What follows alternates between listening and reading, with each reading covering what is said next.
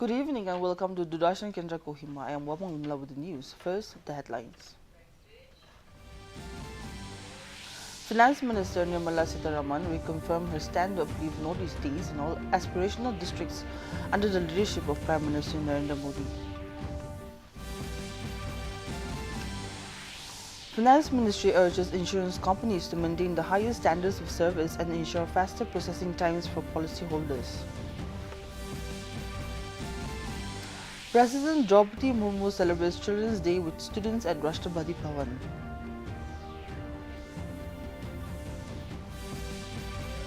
And Vice President C.B. Radhakrishnan inaugurates the 30th CII Partnership Summit 2025 in Visakhapatnam, Andhra Pradesh. Now the news in detail. Union Finance Minister Nirmala Sitharaman today said that Kipri stands tall with its own history untouched by British occupation. She also praised the people of Nagaland for living in harmony with nature, reminding everyone that our environment is our biggest strength. She said that the Prime Minister has visited the Northeast 17 times and several ministers together have made over 700 visits, showing how much importance the government is giving to the Northeast region. She emphasized that aspirational districts like Kipri are being given top priority, especially in development and welfare programs. Speaking on the inauguration of 9 banks across Northeast region, she said that out of the 9 newly inaugurated, 3 are in Nagaland. She said India is beginning to recognize the rising talent coming from the hill regions. Quoting Prime Minister Narendra Modi, she said that every border village is a frontier village, a place where development begins not ends. She said India is working with a vision for 2047 and Nagaland will be an important part of the journey. She invited the youth of Nagaland to make use of the opportunities available from Dimapur to Kohima and beyond to skill up, grow and shape the future. By the British colonial administration, even when its surrounding areas came under their control even in 1920s. You've been brave in keeping them out. As a result, tradition here has been carefully preserved, carried forward proudly from one generation to the other. I'm especially glad to know that nature holds a sacred place in the customs here. That's reflected in your folk songs, your folklore, and your daily life. It actually shows a deep harmony between the people and the environment. And that has actually defined the region for a very long time. The Finance Ministry today urged insurance companies to maintain the highest standards of service and ensure faster processing times for policyholders, especially during hospitalization and claim settlement. Chairing the meeting of insurers and healthcare providers in New Delhi, the Secretary of Department of Financial Services, M. Nagaraju, discussed the issue of medical inflation and rising premium costs. He emphasized that standardized criteria for empanelment of hospitals across insurance companies will ensure consistent cashless access for policyholders, streamline service conditions, improve operational processes and reduce administrative burden on hospitals. The Secretary also said that greater collaboration between hospitals and insurers through cost control and standardization is necessary to bring transparency and efficiency to ensure better value for health insurance policyholders. President Draupadi Murmu today interacted with children from various schools and organizations at Rashtrapati Bhavan Cultural Center on the occasion of Children's Day. In a social media post, President Murmu said that children are the future of the nation and it is essential to nurture them into confident and responsible citizens. The President also shared some joyful moments with the children and a few of them sang Vande Mataram and recited poems. Vice President C.B. Radhakrishnan today inaugurated the 30th CII Partnership Summit 2025 in Visakhapatnam, Andhra Pradesh. The two-day event is being organized by the Confederation of Indian Industry in partnership with the Government of India and the Andhra Pradesh government. In his address, the Vice President said India is rapidly emerging as a prosperous nation under Prime Minister Narendra Modi's leadership. He noted that India is on track to become the world's third largest economy and is growing as a major startup hub. The Vice President said digital infrastructure and e-governance are delivering faster services and helping build a technology-driven economy. Calling Andhra Pradesh one of India's best investment destinations, he said both the centre and the state are working in harmony and achieving strong results. The Vice President praised Chief Minister N. Chandrababu Naidu's leadership and urged global investors to seize the opportunity to invest in India and Andhra Pradesh. We will now take a short commercial break. Please stay tuned. Platform number 2 से चलने वाली superfast express के यात्रियों I am here तुम्हें नहीं इसे mobile charge करना दिमाग चार्ज कर अपना ऐसे पब्लिक पोर्ट से फोन चार्ज किया तो पर्सनल डेटा होगा पब्लिक। देखा पापा रुको मैं पे करता हूँ नो सिग्नल अब क्या करोगे? फ्री वाईफाई है ना बुद्धू सुधर जा पेमेंट्स के लिए नो ओपन वाईफाई। यानी फ्रॉड को करो बाय बाय। आरबीआई कहता है करो से ही शुरुआत बनो financially smart. Welcome back. Prime Minister Narendra Modi will visit Gujarat tomorrow to review progress on the Mumbai-Ahmedabad high-speed rail corridor and launch a series of development projects in the tribal region of Narmada district. The Prime Minister will visit the under-construction bullet train station in Surat to assess the status of the Mumbai-Ahmedabad high-speed rail corridor MAHSR. The 508-kilometer corridor covers 352 kilometers in Gujarat and Dadra and Nagar Haveli and 156 kilometers in Maharashtra. It will connect major cities including Ahmedabad, Vadodara, Surat, Vapi and Mumbai. Later in the day, the Prime Minister will travel to the Narmada district as part of the Janjatiya Gaurav Divas observance. Later, he will visit the Dev Mogra temple, followed by participation in a program in Didyapata, making the 150th birth anniversary of Bhagwan Birsa Munda.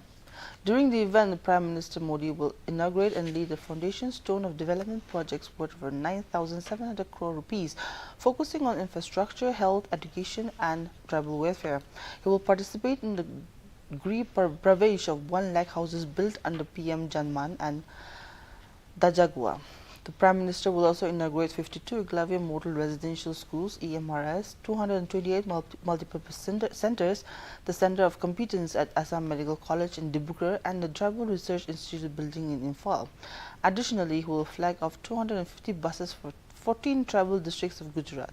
Foundation stones will be laid for 748 kilometers of new roads in tribal areas, 14 tribal multi-marketing centers under Dajagua, and 50 new EMRS worth over 2,320 crore rupees.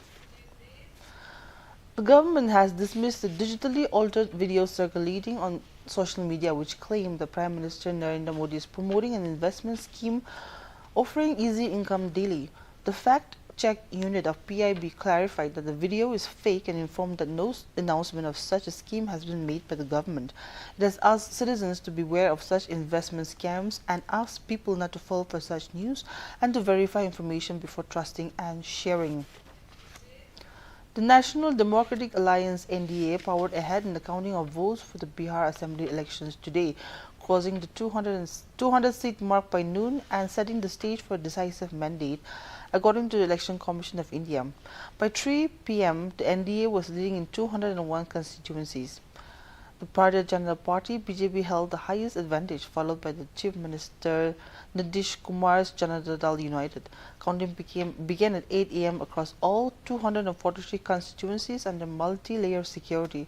Postal ballots were taken out first, followed by EVM results from 8:30 a.m.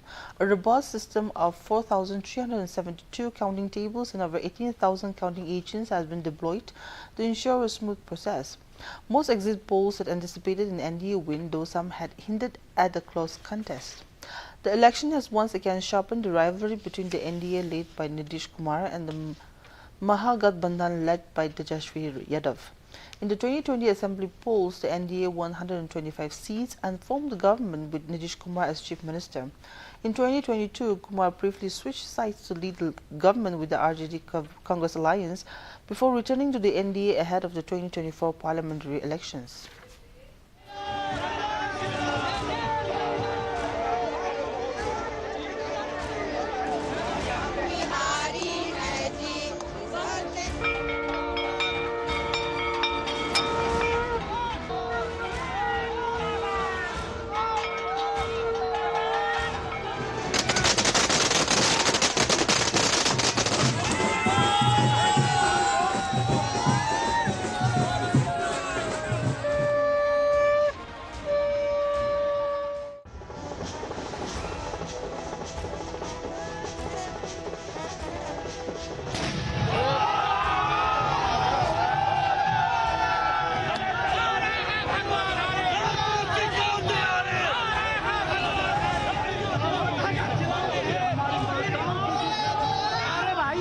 The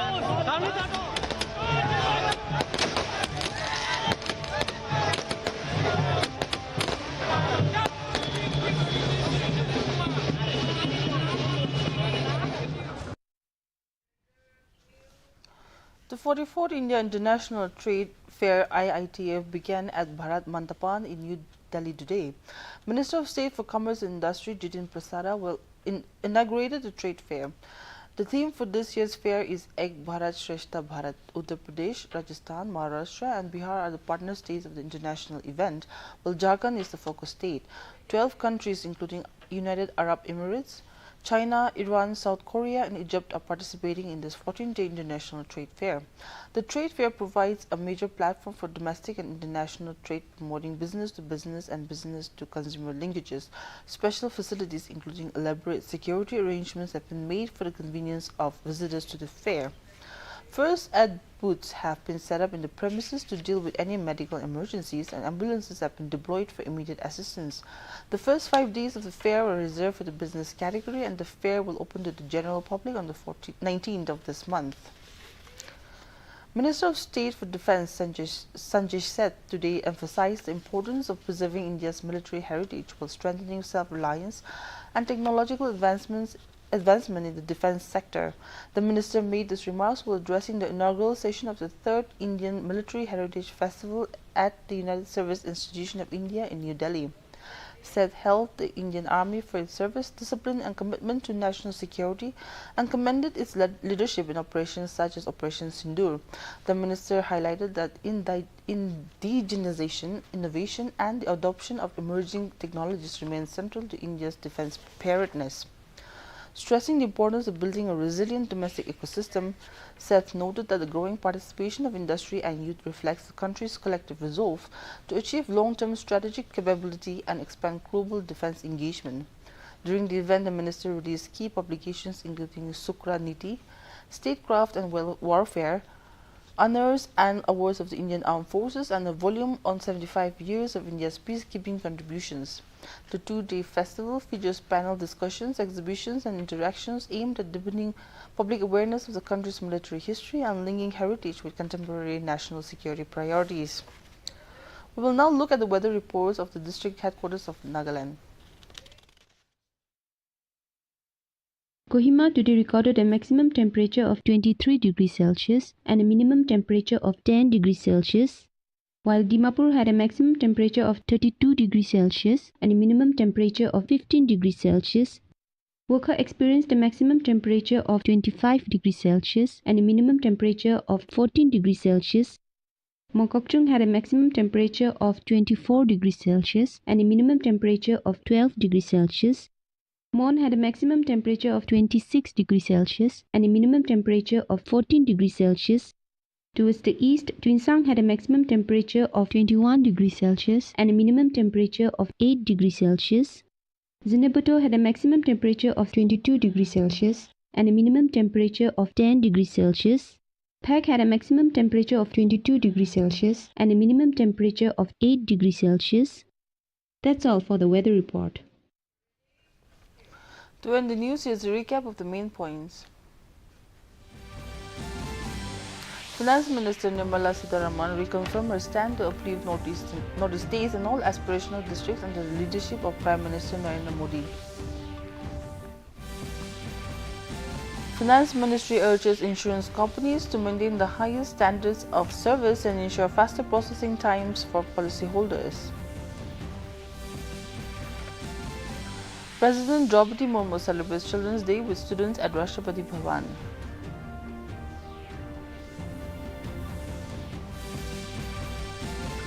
And Vice President C.B. Radhakrishnan inaugurates the 30th CII Partnership Summit 2025 in Visakhapatnam, Andhra Pradesh. And with this, we have come to the end of this evening's bulletin. Thank you for watching and good night.